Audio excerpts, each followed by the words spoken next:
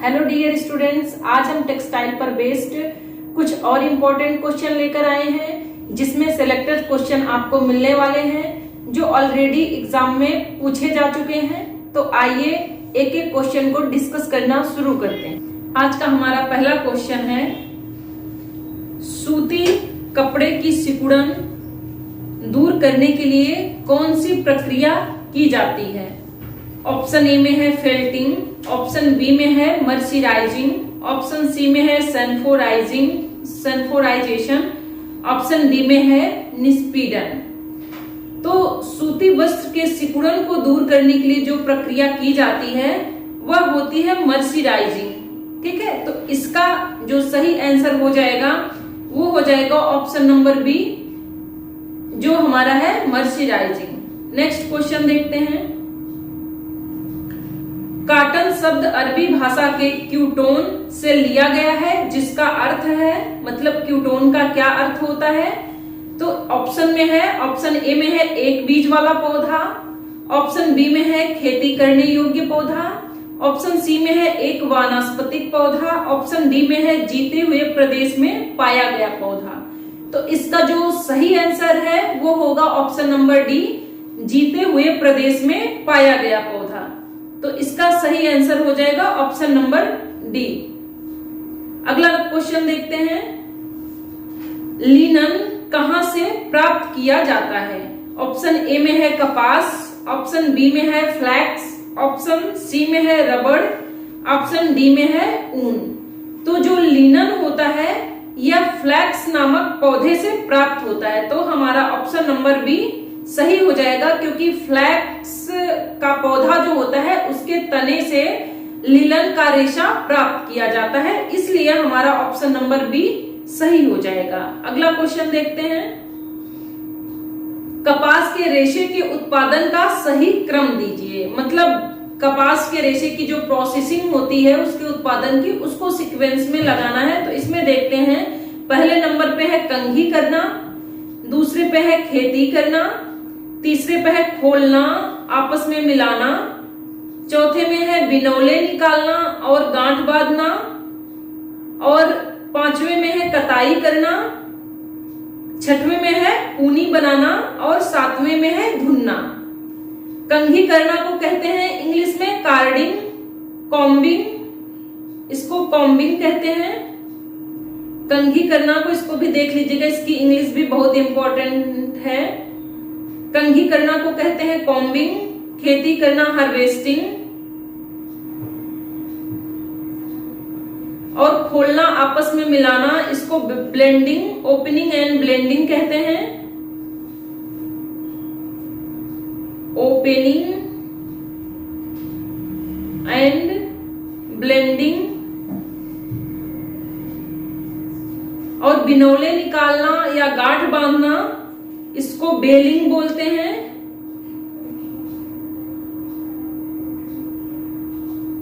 इसको बेलिंग कहते हैं। इसके बाद है कताई करना, कताई करना जिसको हम बोलते हैं स्पिनिंग। कताई करने को हम स्पिनिंग कहते हैं। इसके बाद पूनी बनाना, पूनी बनाने को हम सिल्वरिंग कहते हैं। इसके बाद धुनना है, धुनना को हम कार्डिंग कहते हैं। तो इन सारी प्रोसेस को हमको सीक्वेंस में करना है। ठीक है, तो इसमें सबसे पहले आ जाएगा हार्वेस्टिंग, खेती करना, यह आ जाएगा पहले नंबर पे। और खेती करने के बाद क्या होता है, फिर उसके बाद आ जाएगा पहले नंबर पे ये रहेगा हार्वेस्टिंग, खेती करना। दूसरे नंबर पे आ जाएगा बिनौले निकालना। इसके बाद आ जाएगा खोलना और आपस में मिलाना, ये तीसरे नंबर पे आ जाएगा। और चौथे नंबर पे आ जाएगा हमारा कताई करना।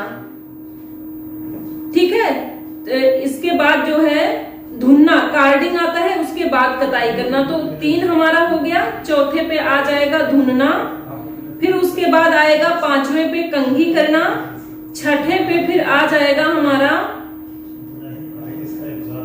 पूनी बनाना। ठीक है, ये छठे पे आ जाएगा पूनी बनाना, और इसके बाद सबसे लास्ट में जो आएगा 7वें नंबर पे वो हमारा आ जाएगा स्पिनिंग, कताई करना। कताई करना उसके बाद धागा बनता है, तो सबसे लास्ट जो प्रक्रिया आएगी 7वें पे, तो इसका सही आंसर हो जाएगा ऑप्शन नंबर सी। पहले दूसरा रहेगा, फिर चौथा रहेगा, फिर तीसरा, फिर 7वां, फिर पहला, फिर छठा, फिर 5वां। इसका सीक्वेंस जरूर देख लीजिएगा, ये बार बार एग्जाम में पूछे गए हैं। अगला क्वेश्चन देखते हैं। अगले क्वेश्चन में है लिनन यानी फ्लैक्स का क्रॉस सेक्शन दर्शाता है। मतलब लिनन का जो हमारा रेशा होता है या तंतु होता है, उसको क्रॉस सेक्शन में काटने पर वह किस प्रकार से दिखता है। ऑप्शन ए में है बहुकोण, ऑप्शन बी में है अंडाकार, ऑप्शन सी में है त्रिकोण, ऑप्शन डी में है रिबन के आकार का। तो जो क्रॉस सेक्शन होता है लिनन का, यह बहुकोण दिखता है। कैसा दिखता है? यह बहुकोण दिखता है या पंचकोण दिखता है। तो इसके लिए हमारा ऑप्शन नंबर ए सही हो जाएगा। अगला क्वेश्चन देखते हैं। किस उत्पाद के लिए ओटाई की आवश्यकता होती है? ओटाई को इंग्लिश में क्या बोलते हैं? इसको गिनिंग कहते हैं। तो किसमें गिनिंग की प्रक्रिया होती है? ऑप्शन ए में है नायलॉन, ऑप्शन बी में है रुई, ऑप्शन सी में है रेशम, ऑप्शन डी में है उपर्युक्त सभी। तो ओटाई की प्रक्रिया या गिनिंग की प्रक्रिया जो होती है वह रुई में होती है, जिसको हम कॉटन बोलते हैं। कॉटन में जो रुई होता है, रेशा होता है, उसमें बिनौले होते हैं। तो बिनौलों को रेशों से अलग करने की प्रक्रिया ही क्या कहलाती है? ओटाई या गिनिंग कहलाती है। इसलिए हमारा बी ऑप्शन सही हो जाएगा। अगला क्वेश्चन देखते हैं। निम्न में से कौन सा तने से प्राप्त होने वाला रेशा है? ऑप्शन ए में है कपास, ऑप्शन बी में है रेशम, ऑप्शन सी में है लिनन, ऑप्शन डी में है रेयान। ये रेयान रहेगा। तो इसका सही आंसर हो जाएगा लिनन। ठीक है, तने से जो प्राप्त होने वाला रेशा है वो लिनन है। और किस पौधे से प्राप्त होता है? यह फ्लैक्स नामक पौधे से प्राप्त होता है। अगला क्वेश्चन देखते हैं। लिनन द्वारा निर्मित महीन बुना हुआ कपड़ा है। मतलब जो लिनन के रेशे से महीन बुना हुआ कपड़ा वो कौन सा है? ऑप्शन ए में है कैमो, ऑप्शन बी में है साटिन, ऑप्शन सी में है कैश्मीर, ऑप्शन डी में है कनौपी। तो इसका सही आंसर हो जाएगा साटिन, ऑप्शन नंबर बी। क्योंकि लिनन द्वारा जो महीन बुना हुआ कपड़ा होता है वो कहलाता है साटिन। नेक्स्ट क्वेश्चन हम देखते हैं। फ्लैक्स के पौधे से क्या प्राप्त करने के लिए रिपलिंग की जाती है? मतलब फ्लैक्स नामक पौधे से क्या प्राप्त करने के लिए रिपलिंग की जाती है? ऑप्शन ए में है बीज, ऑप्शन बी में है तना, ऑप्शन सी में है पौधा, ऑप्शन डी में है लिनन। तो फ्लैक्स से हमें लिनन रेशे की प्राप्ति होती है और लिनन का रेशा ही प्राप्त करने के लिए जो फ्लैक्स का पौधा होता है उसके तने की रिपलिंग की जाती है। तो इसका सही आंसर हो जाएगा ऑप्शन नंबर डी, लिनन। अगला क्वेश्चन देखते हैं। सूती कपड़े की प्रोसेसिंग का अनुक्रम बताइए। ठीक है, तो इसमें भी जो प्रोसेसिंग होती है कि सूती कपड़ा कैसे बनता है उसको क्रम से लगाना है। इसमें पहले नंबर पे है सिंजिंग, दूसरे पे है प्रिंटिंग, तीसरे पे है ब्लीचिंग, चौथे पे है स्काउरिंग और पांचवें पे है क्योरिंग एवं हीट सेटिंग और छठे पे है डिजाइनिंग। तो इसमें क्या होता है? इसमें हमारा जो सही आंसर होगा, इसको पहले हम क्रम से कर लेते हैं। तो सबसे पहले इसमें आता है सिंजिंग। क्या आता है? इसमें सिंजिंग आता है सबसे पहले। उसके बाद हमारा आएगा डिजाइनिंग। सिंजिंग के बाद आता है डिजाइनिंग और डिजाइनिंग के बाद फिर हमारा आएगा स्काउरिंग। स्काउरिंग के बाद जो प्रोसेस आता है वह ब्लीचिंग आता है। ब्लीचिंग और ब्लीचिंग के बाद जो हमारी प्रक्रिया आती है वह प्रिंटिंग आती है। कौन सी आती है? प्रिंटिंग। और प्रिंटिंग के बाद फिर क्योरिंग एवं हीट सेटिंग। क्योरिंग एवं हीट सेटिंग। हीट सेटिंग, ये हमारी लास्ट परिसज्जा हो गई। जैसे चुन्नट वगैरह देके उसको हीट सेट कर दिया जाता है जिससे सिकुड़न कम आती है। तो इसमें जो सही आंसर हो जाएगा इस क्रम से वो ऑप्शन नंबर बी सही हो जाएगा। ठीक है, अब अगला क्वेश्चन देखते हैं। सूची 1 को सूची 2 से के साथ सुमेलित करें। सूची ए में है, पहले में है कपास और उसके सामने है पादप तना, फिर अनानास है, उसके सामने है बीज के रोए, फिर लिनन है, उसके सामने है पादप पत्ता, फिर नारियल की जटा, ये फलों का छिलका। तो इसको अगर मिलाएंगे तो कपास की अगर बात करेंगे तो ये चला जाएगा 2 में क्योंकि यह बीज का रोया होता है। इसके बाद अनानास ये 3rd में चला जाएगा, ये पादप पत्ता होता है क्योंकि पौधे के पत्ते से अनानास का रेशा बनता है। इसके बाद लिनन की बात करें तो यह तना है, पादप तना है, और नारियल की जो जटा होती है ये फल का छिलका होता है। तो इस तरह से जो हमारा सही ऑप्शन हो जाएगा वो ऑप्शन नंबर ए राइट हो जाएगा। अगला क्वेश्चन देखते हैं। निम्नलिखित तंतु में से कौन सा तत्व पौधे के पत्ते से प्राप्त किया जाता है? ऑप्शन ए में है पिन्ना, ऑप्शन बी में है कोयाल, ऑप्शन सी में है लीलन, ऑप्शन डी में है कैपर। तो कौन सा इनमें है निम्नलिखित तंतु में से कौन सा तत्व पौधे के पत्ते से प्राप्त किया जाता है? तो जो पौधे से के पत्ते से प्राप्त किया जाता है वो होता है पिन्ना। शीशल और पिन्ना ये दोनों होते हैं जो पौधे के पत्तियों से प्राप्त किए जाते हैं। तो इसमें ऑप्शन नंबर ए सही हो जाएगा क्योंकि पिन्ना के साथ एक और नाम है शीशल, ये दोनों पौधे के पत्तियों से रेशे के रूप में प्राप्त किए जाते हैं। अगला क्वेश्चन देखते हैं। निम्नलिखित में से कौन से पुनर्विकसित सेलुलोजिक तंतु हैं? ऑप्शन ए में रेयान, ऑप्शन बी में है नायलॉन, ऑप्शन सी में है अल्पाका, ऑप्शन डी में है एजलोन। तो जो पुनर्विकसित सेलुलोजिक तंतु हैं उसमें हमारा आता है रेयान, तो इसलिए हमारा ऑप्शन नंबर ए राइट हो जाएगा। अगला क्वेश्चन देखते हैं। अनानास के पौधे के किस भाग को कपड़े बनाने की प्रक्रिया में इस्तेमाल किया जाता है? ऑप्शन ए में है जड़, ऑप्शन बी में है तना, ऑप्शन सी में है फूल, ऑप्शन डी में है पत्ती। तो जो अनानास होता है तो अनानास का जो पत्ती होता है उसका प्रयोग हम वस्त्र बनाने या कपड़ा बनाने में ही किया जाता है, तो इसलिए हमारा इसमें राइट आंसर हो जाएगा ऑप्शन नंबर डी पत्ती। अगला क्वेश्चन देखते हैं। जूट तंतु को क्या कहते हैं? ऑप्शन ए में है चांदी का तंतु, ऑप्शन बी में है ताम्र तंतु, ऑप्शन सी में है एल्यूमिनियम तंतु, ऑप्शन डी में है स्वर्ण तंतु। तो जूट का जो तंतु होता है उसको हम बोलते हैं स्वर्ण तंतु, इसलिए हमारा डी ऑप्शन सही हो जाएगा। अगला क्वेश्चन देखते हैं। लीलन वस्त्र पर प्रक्रियाकरण की सही अनुक्रम बताइए। जैसे अभी तक हम कपास पे देखे, अब लीलन पे देखना है।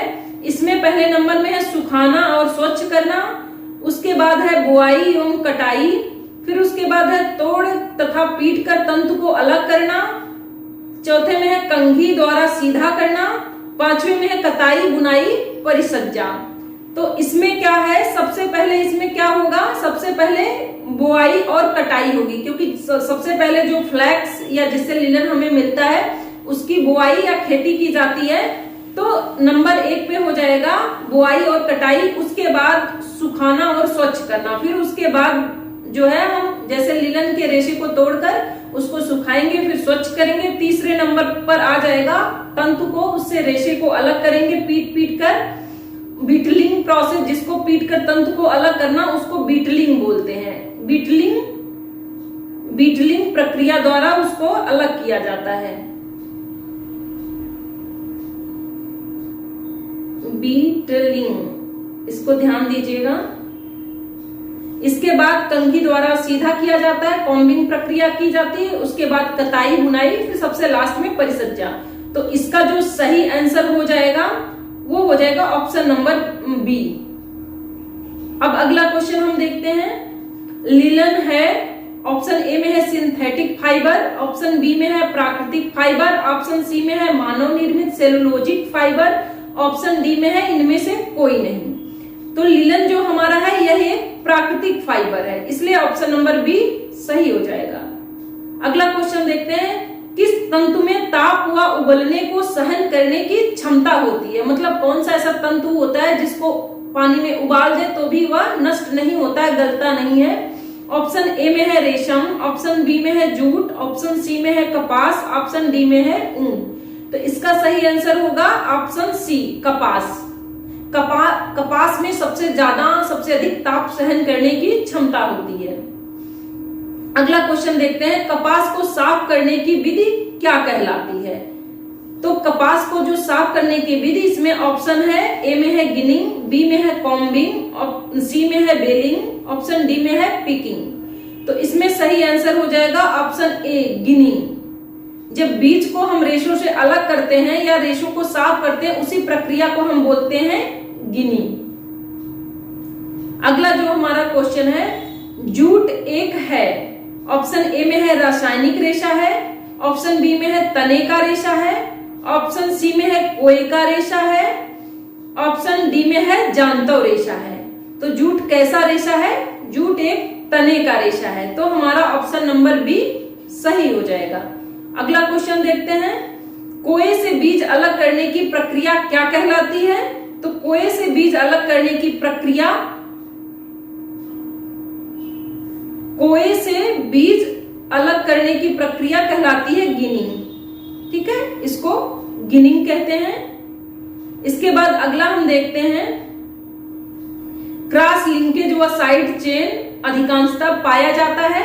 ऑप्शन ए मानव निर्मित रेशा में, ऑप्शन बी कपास व लिनन में, ऑप्शन सी प्रोटीन रेशों में, ऑप्शन डी इलास्टोमेरिक रेशों में। तो इसका सही आंसर हो जाएगा option number B, cross linkage और साइड चेन जो होता है वह कपास और लिनन के रेशों में पाया जाता है। अगला क्वेश्चन देखते हैं, सूती वस्त्र तैयार होता है। ऑप्शन ए में है भेड़ों से, ऑप्शन बी में है कपास से, ऑप्शन सी में है रासायनिक पदार्थ से, ऑप्शन डी में है रेशम कीटों से। तो इसमें सही आंसर हो जाएगा ऑप्शन बी, कपास से। अगला क्वेश्चन देखते हैं, स्टेपल तंतु का उदाहरण है। ऑप्शन ए में है जूट, ऑप्शन बी में है रेशम, ऑप्शन सी में है डेक्रान, ऑप्शन डी में है नायलॉन। तो जो स्टेपल तंतु की बात करते हैं तो ऐसे तंतु होते हैं जो छोटे होते हैं, लंबाई जिनकी कम होती है, जिनका मेजरमेंट इंच में किया जाता है। तो इसमें आ जाएगा हमारा सही आंसर हो जाएगा जूट, ऑप्शन ए जूट। बाकी रेशम, डेक्रान, नायलॉन ये सब फिलामेंट के अंतर्गत आते हैं। अगला क्वेश्चन है, सबसे अधिक आर्द्रता अवशोषक का गुण होता है सूती रेशों में, ऑप्शन बी ऊनी रेशों में, ऑप्शन सी रेयान में, ऑप्शन डी रेशम रेशों में। तो इसका सही आंसर हो जाएगा ऑप्शन ए, सूती रेशों में। सबसे अधिक जो आर्द्रता अवशोषण करने की क्षमता होती है वह सूती रेशों में होती है। इसके बाद अगला क्वेश्चन हम देखते हैं, बीज वाला तंतु कौन सा है? तो ऑप्शन ए में है लिनन, ऑप्शन बी में है कपास, ऑप्शन सी में है जूट, ऑप्शन डी में है हेम्प। इसका राइट आंसर हो जाएगा ऑप्शन बी, कपास। बीज वाला तंतु जो बीज से हमें रेशा मिलता है वो सिर्फ कपास का मिलता है। अगला देखते हैं, प्राकृतिक तंतु है। ऑप्शन ए में है कपास, ऑप्शन बी में है पॉलिएस्टर, ऑप्शन सी में है रेयान, ऑप्शन डी में है नायलॉन। तो इसका सही आंसर हो जाएगा कपास, क्योंकि कपास एक प्राकृतिक तंतु है। अगला क्वेश्चन देखते हैं, निम्नलिखित में से कौन सा कपड़ा तौलिए के लिए उपयुक्त होता है? तो ऑप्शन ए में है सूती, ऑप्शन बी में है नायलॉन, ऑप्शन सी में है टेरिलीन, ऑप्शन डी में है डेक्रान। तो तौलिए के लिए वही कपड़ा उपयुक्त होगा जो ज्यादा से ज्यादा पानी को सोखता होगा। तो कौन सा कपड़ा सबसे ज्यादा पानी एब्जॉर्ब करता है या सोखता है? तो वो सूती कपड़ा होता है, इसलिए हमारा ऑप्शन नंबर ए सही हो जाएगा। अगला क्वेश्चन हम देखते हैं, क्षार से किन वस्तुओं को हानि नहीं पहुंचती है? ऑप्शन ए यहाँ वस्त्र रहेगा, किन वस्त्रों को? तो ऑप्शन ए में है रेशमी वस्त्र, ऑप्शन बी में है सूती वस्त्र, ऑप्शन सी में है नायलॉन वस्त्र, ऑप्शन डी में है टेरिकॉट वस्त्र। तो इसका सही आंसर हो जाएगा ऑप्शन बी, सूती वस्त्र। सूती वस्त्रों को क्षार से कोई प्रभाव नहीं पड़ता, क्षार उनके लिए हानिकारक नहीं होता है। अगला क्वेश्चन देखते हैं, पसीना सोखने की सबसे अधिक क्षमता होती है टेरिकॉट वस्त्र में, ऑप्शन बी है सूती वस्त्र में, ऑप्शन डी है सी है नायलॉन वस्त्र में, ऑप्शन डी में है रेशमी वस्त्र। तो इसका हो जाएगा ऑप्शन बी सूती वस्त्र। सबसे ज्यादा पसीना सोखने या पानी सोखने की बात करें तो सूती वस्त्रों में ही यह क्वालिटी होती है। अगला क्वेश्चन देखते हैं, निम्नलिखित में से कौन सा कपास का मुख्य अवयव है? Option A fibrinogen, option B keratin, option C cellulose, option D polymer. तो इसका राइट आंसर हो जाएगा ऑप्शन सी सेलुलोज। कपास का जो मुख्य प्रधान तत्व होता है वह सेलुलोज होता है।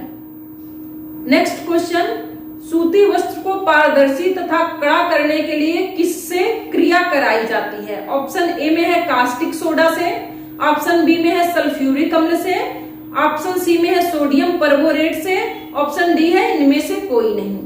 तो इसमें जो सूती वस्त्र होता है उसको पारदर्शी और कड़ा करने के लिए सल्फ्यूरिक अम्ल से क्रिया कराई जाती है, इसलिए हमारा ऑप्शन नंबर बी सही हो जाएगा, सल्फ्यूरिक अम्ल यानी H2SO4। इसका फार्मूला भी याद रखिएगा। अगला देखते हैं, निम्नलिखित में से कौन सा युग्म सुमेलित है? इसमें हमें सुमेलित युग्म का पता लगाना, तो ऑप्शन ए में है रेशम।